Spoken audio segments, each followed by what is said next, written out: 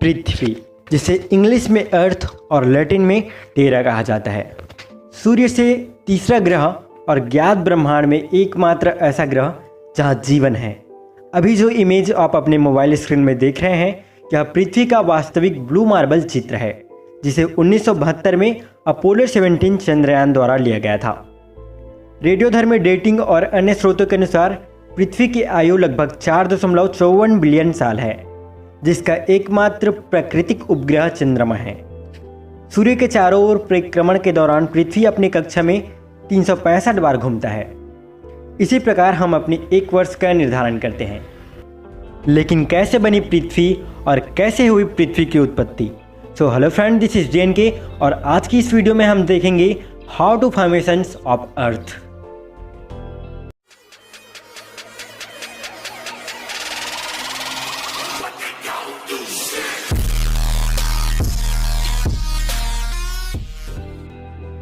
पृथ्वी का जन्म कैसे हुआ, यह जानने से पहले हमें ब्रह्मांड की उत्पत्ति को समझना होगा।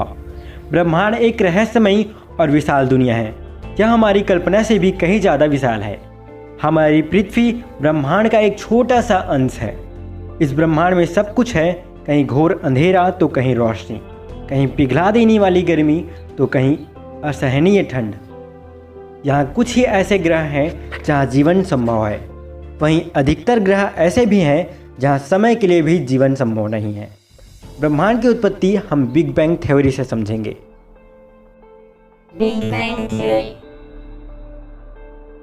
आज से लगभग 13.5 अरब साल पहले की घटना, जब ब्रह्मांड में उपस्थित सभी अणु परमाणु एक दूसरे के निकट स्थित, इतने निकट मानो यह विशाल ब्रह्मांड एक बिंदु में सीमित होकर रह गया हो। भौतिक विज्ञान के सारे नियम उस वक्त लागू नहीं होते थे और उस वक्त एक अचानक भयंकर विस्फोट हुआ और इसी विस्फोट के कारण ही ब्रह्मांड की रचना हो सकी और इसे ही नाम दिया गया बिग बैंग थ्योरी। और इस विस्फोट के बाद शुरू हुआ ब्रह्मांड का विस्तार और इसी विस्फोट के टुकड़ों से अन्य सभी ग्रह और सूरज का निर्माण हुआ और उन्हीं में से एक खास ग्रह पृथ्वी का भी निर्माण हुआ, जो सूरज से निश्चित दूरी पर था। उस समय पृथ्वी एक आग के गोले के रूप में था। उस समय हमारे लिए यह कल्पना करना मुश्किल था कि यहाँ कभी जीवन भी पनपेगा।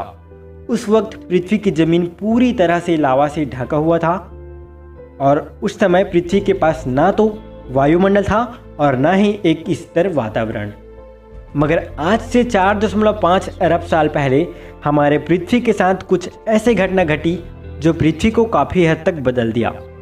एक ग्रह जो मंगल ग्रह के बराबर था, जिसकी गति 15 किलोमीटर प्रति सेकंड थी, और यह ग्रह पृथ्वी से टकरा जाता है, जिसका नाम था थिया।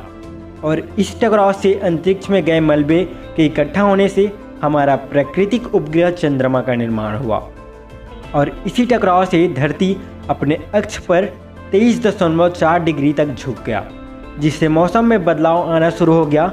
अगर उस समय यह घटना नहीं हुई होती तो शायद आज हमारा चांद नहीं होता और न ही आज मौसम होता। चंद्रमा के बनने के बाद भी पृथ्वी एक बेजान ग्रह था। इसके तापमान में कमी तो आई, फिर भी इसमें पैर रखने के लायक जगह नहीं था। हर जगह लावा और लावे से बना पहाड़ ही था।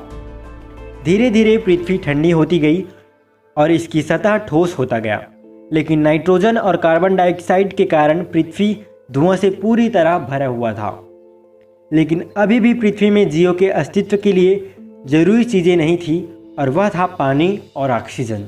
धीरे धीरे समय बीतता गया और पृथ्वी के बनने के 50 करोड़ साल बाद अचानक अंतरिक्ष से एस्टेरॉइड्स और छोटी पिंडों की बारिश हुई, जिसे लेट हैवी बमबॉट कहा जाता है।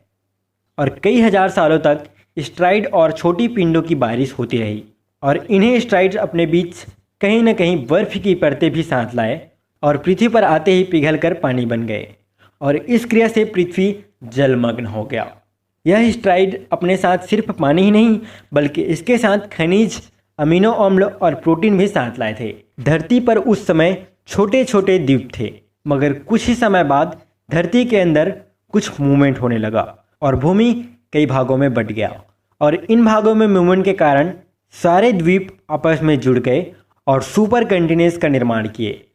उस वक्त पृथ्वी का तापमान 30 डिग्री सेल्सियस था। जब पृथ्वी दो भागों में बटा तब पृथ्वी के अंदर स्थित लावा ज्वालामुखी विस्फोट से बाहर आने लगा। ज्वालामुखी विस्फोट के कारण पृथ्वी पर काफ़ी मात्रा में कार्बन डाइऑक्साइड भर चुकी थी और इसी कारण पृथ्वी पर अम्लीय वर्षा होने लगी। इस बारिश के कारण पृथ्वी पर मौजूद कार्बन डाइऑक्साइड चट्टानों के रूप में जमा हो गया और इसी कारण वायुमंडल में कार्बन डाइऑक्साइड की कमी होने लगी और पृथ्वी सूरज की गर्मी को रोकने में सफल नहीं रहा, जिससे पृथ्वी का तापमान में भारी कमी आई। तब आया आइस एज। समय बीतने के बाद धीरे धीरे कार्बन डाइऑक्साइड बढ़ने लगा और पृथ्वी के बर्फ पिघलने लगे और तब बना एक वास्तविक पृथ्वी जिसमें पानी और बर्फ दोनों था। और स्ट्राइड्स द्वारा लाया गया प्रोटीन्स और खनिजों से यहाँ बना एक कोशिकीय जीव और धीरे धीरे यह पूरे विशाल समुद्र में फैल गया और सूरज की सहायता से भोजन बनाकर एक गैस रिलीज करता था और इसी गैस को कहा गया ऑक्सीजन। लाखों साल तक यह प्रक्रिया चलती रही और इसी क्रिया के फलस्वरूप पृथ्वी में ऑक्सीजन की भरपूर मात्रा आ गया और इसी के चलते वायुमंडल में रासायनिक क्रियाओं के फलस्वरूप ओजोन परत का निर्माण हुआ और इस तरह से हमारी पृथ्वी का निर्माण संपूर्ण होता है और धीरे धीरे पृथ्वी में जीवों का जन्म हुआ। सो फ्रेंड्स, इस वीडियो में केवल इतना ही और नेक्स्ट वीडियो में हम जानेंगे कि पृथ्वी में जीवों की उत्पत्ति कैसे हुई। सो फ्रेंड्स, इसी तरह की इंटरेस्टिंग वीडियो देखने के लिए ज्वाइन कीजिए डे इंडिया टेक्निकल को। फिर मिलते हैं नेक्स्ट अमेजिंग वीडियो के साथ। तब तक के लिए गुड बाय।